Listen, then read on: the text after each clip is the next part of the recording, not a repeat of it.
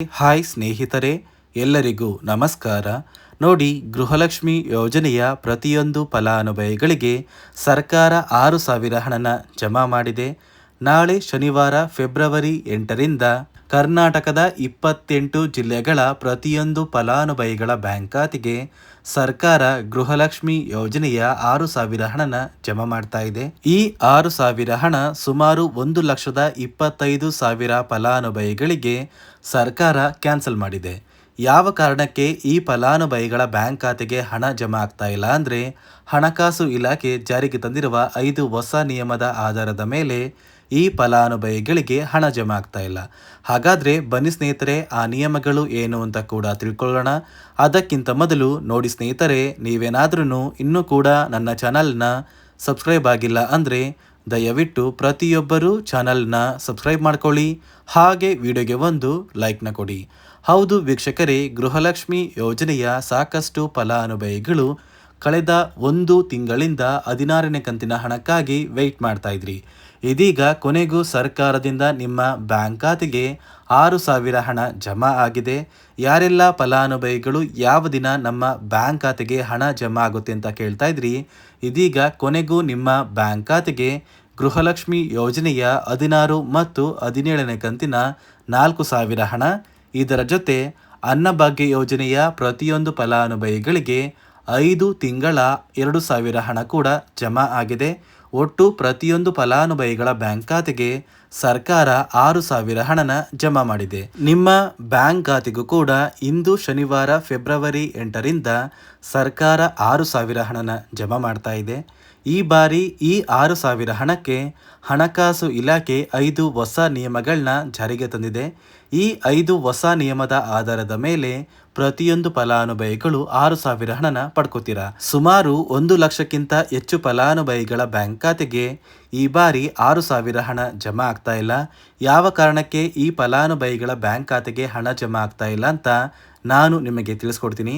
ಅದಕ್ಕಿಂತ ಮೊದಲು ನಾಳೆ ಶನಿವಾರ ಫೆಬ್ರವರಿ 8ರಿಂದ ಕರ್ನಾಟಕದ 28 ಜಿಲ್ಲೆಗಳು ಯಾವ ಫಲಾನುಭವಿಗಳ ಬ್ಯಾಂಕ್ ಖಾತೆಗೆ ಹಣ ಜಮಾ ಆಗ್ತಾ ಇದೆ ಅಂದರೆ, ಮೊದಲಿಗೆ ಸ್ನೇಹಿತರೆ, ಬೆಂಗಳೂರು ನಗರ, ಬೆಂಗಳೂರು ಗ್ರಾಮಾಂತರ, ರಾಮನಗರ, ಚಿಕ್ಕಬಳ್ಳಾಪುರ, ಚಿತ್ರದುರ್ಗ, ದಾವಣಗೆರೆ, ಕೋಲಾರ, ಶಿವಮೊಗ್ಗ, ತುಮಕೂರು, ಚಾಮರಾಜನಗರ, ಚಿಕ್ಕಮಗಳೂರು, ದಕ್ಷಿಣ ಕನ್ನಡ, ಹಾಸನ, ಕೊಡಗು, ಮಂಡ್ಯ, ಮೈಸೂರು, ಉಡುಪಿ, ಬಳ್ಳಾರಿ, ಬೀದರ್, ಕಲಬುರಗಿ, ಕೊಪ್ಪಳ, ರಾಯಚೂರು, ಯಾದಗಿರಿ, ವಿಜಯನಗರ, ಬಾಗಲಕೋಟೆ, ಬೆಳಗಾವಿ, ವಿಜಯಪುರ, ಧಾರವಾಡ, ಗದಗ, ಹಾವೇರಿ ಮತ್ತು ಉತ್ತರ ಕನ್ನಡ ಈ 28 ಜಿಲ್ಲೆಗಳ ಪ್ರತಿಯೊಂದು ಫಲಾನುಭವಿಗಳ ಬ್ಯಾಂಕ್ ಖಾತೆಗೆ ಸರ್ಕಾರ ಗೃಹಲಕ್ಷ್ಮಿ ಯೋಜನೆಯ ಒಟ್ಟು 2 ಕಂತಿನ 4,000 ಹಣ, ಇದರ ಜೊತೆ ಅನ್ನಭಾಗ್ಯ ಯೋಜನೆಯ ಪೆಂಡಿಂಗ್ ಇರುವಂತಹ 5 ಕಂತಿನ 2,000 ಹಣನ ಸರ್ಕಾರ ಜಮಾ ಮಾಡ್ತಾ ಇದೆ. ಸಾಕಷ್ಟು ಫಲಾನುಭವಿಗಳು ಕಳೆದ 1 ತಿಂಗಳಿಂದ ಈ ಹಣಕ್ಕಾಗಿ ವೆಯ್ಟ್ ಮಾಡ್ತಾ ಇದ್ರಿ. ನಿಮ್ಮ ಬ್ಯಾಂಕ್ ಖಾತೆಗೆ ಕೊನೆಗೂ ಸರ್ಕಾರದಿಂದ ಹಣ ಜಮಾ ಆಗ್ತಾ ಇದೆ. ಯಾರೆಲ್ಲ ಫಲಾನುಭವಿಗಳು ಗೃಹಲಕ್ಷ್ಮಿ ಯೋಜನೆಯ ಒಟ್ಟು 15 ಕಂತಿನ ಹಣನ ಪಡ್ಕೊಂಡಿದ್ದೀರಾ, ನಿಮ್ಮ ಬ್ಯಾಂಕ್ ಖಾತೆಗೆ ನೇರವಾಗಿ 16 ಮತ್ತು 17ನೇ ಕಂತಿನ 4,000 ಹಣ ಜಮಾ ಆಗುತ್ತೆ. ಒಂದು ವೇಳೆ ನಿಮ್ಮ ಬ್ಯಾಂಕ್ ಖಾತೆಗೆ ಪೆಂಡಿಂಗ್ ಇರುವಂತಹ ಗೃಹಲಕ್ಷ್ಮಿ ಯೋಜನೆಯ 15 ಕಂತಿನ ಹಣ ಜಮಾ ಆಗಿಲ್ಲ ಅಂದರೆ, ನಿಮ್ಮ ಬ್ಯಾಂಕ್ ಖಾತೆಗೆ ಯಾವುದೇ ರೀತಿಯ ಒಂದು ಹಣ ಸರ್ಕಾರ ಜಮಾ ಮಾಡೋದಿಲ್ಲ. ಪೆಂಡಿಂಗ್ ಇರುವಂತಹ ಹಣ ನಿಮ್ಮ ಬ್ಯಾಂಕ್ ಖಾತೆಗೆ ಜಮಾ ಆಗಿದ್ರೆ ಮಾತ್ರ ಈ ಹಣ ನಿಮ್ಮ ಬ್ಯಾಂಕ್ ಖಾತೆಗೆ ಜಮಾ ಆಗುತ್ತೆ. ಅದೇ ರೀತಿ ಸುಮಾರು 1,23,000 ಫಲಾನುಭವಿಗಳ ಬ್ಯಾಂಕ್ ಖಾತೆಗೆ ಸರ್ಕಾರ ಈ ಬಾರಿ ಈ 6,000 ಹಣನ ಜಮಾ ಮಾಡ್ತಾ ಇಲ್ಲ.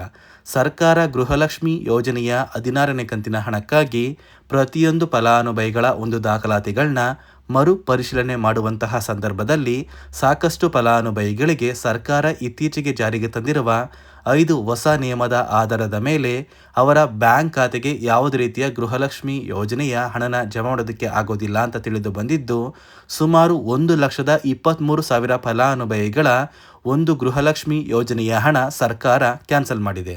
ಹಾಗಾದರೆ ಬನ್ನಿ ಸ್ನೇಹಿತರೆ, ಸರ್ಕಾರ ಜಾರಿಗೆ ತಂದಿರುವ 5 ಹೊಸ ನಿಯಮಗಳು ಏನು ಅಂತ ನಾನು ನಿಮಗೆ ತಿಳಿಸ್ಕೊಡ್ತಾ ಇದ್ದೀನಿ. ನೋಡಿ ಸ್ನೇಹಿತರೆ, ಮೊದಲನೆಯ ಒಂದು ನಿಯಮ ಬಂದು, ಗೃಹಲಕ್ಷ್ಮಿ ಯೋಜನೆಯ ಪ್ರತಿಯೊಂದು ಫಲಾನುಭವಿಗಳು ಯಾರೆಲ್ಲ ಇದ್ದೀರಾ, ನಿಮ್ಮ ಮನೆಯ ಪ್ರತಿಯೊಂದು ಸದಸ್ಯರ ಆಧಾರ್ ಕಾರ್ಡ್ನ ನಿಮ್ಮ ಬಳಿ ಇರುವಂತಹ ಒಂದು ರೇಷನ್ ಕಾರ್ಡಿಗೆ ಕಡ್ಡಾಯವಾಗಿ ಲಿಂಕ್ ಮಾಡಿಸ್ಬೇಕು. ಈ ಒಂದು ನಿಮ್ಮ ಆಧಾರ್ ಕಾರ್ಡ್ನ ಲಿಂಕ್ ಮಾಡಿಸೋದಕ್ಕೆ KYC ಅಂತ ಕರೀತಾರೆ. ಸಾಕಷ್ಟು ಫಲಾನುಭವಿಗಳ ಒಂದು ರೇಷನ್ ಕಾರ್ಡಿಗೆ KYC ಪೆಂಡಿಂಗ್ ಇದೆ. ಅದೇ ಒಂದು ಕಾರಣಕ್ಕೆ ಸರ್ಕಾರ ಈ ಬಾರಿ 5 ಹೊಸ ನಿಯಮಗಳನ್ನ ಜಾರಿಗೆ ತಂದಿದೆ.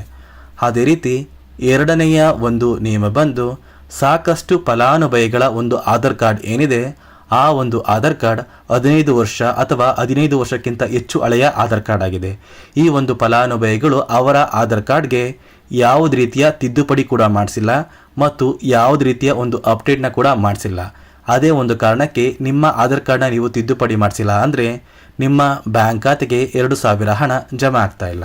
ಮತ್ತೆ ಸ್ನೇಹಿತರೆ, ಸರ್ಕಾರ 16ನೇ ಕಂತಿನ ಹಣನ ಜಮಾ ಮಾಡುವ ಮುಂಚೆ ಪ್ರತಿಯೊಂದು ಫಲಾನುಭವಿಗಳ ಒಂದು ದಾಖಲಾತಿಗಳನ್ನ ಮರುಪರಿಶೀಲನೆ ಮಾಡಿದ್ದಾರೆ.